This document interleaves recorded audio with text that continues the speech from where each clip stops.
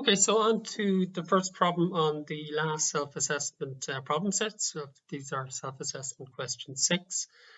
And in this problem, we're going to ask you to modify our basic model of cell growth in a bioreactor to account for the fact that what you often find with cells when you inoculate them into a bioreactor, they don't start growing really for a while.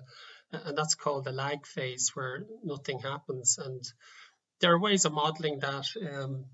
And we're going to just show you one way at the moment. So let's just go into Berkeley Madonna. And I've set up your regular model here of batch growth, where we've got the usual equation for the cell growth as ddt of x is mu x. We've got our initial condition. We've got our 2 extra equations that we need.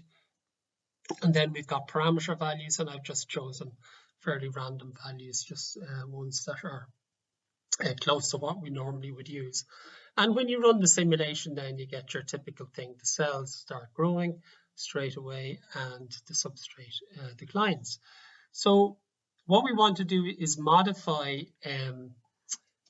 this model to account for the fact that at the start there might be no growth at all. So what I'm going to do is modify our differential equation here with an if statement.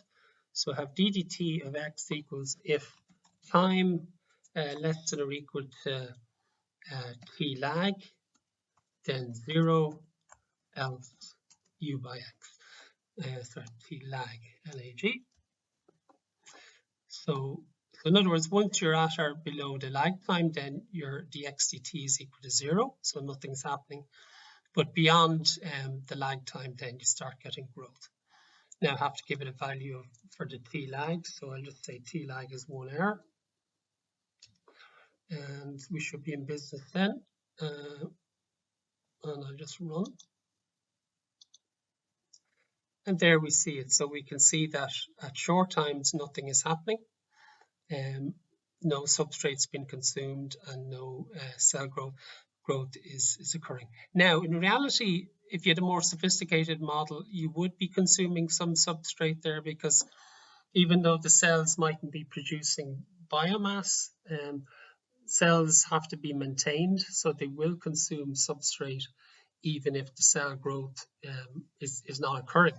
So that would just require a slightly more sophisticated model.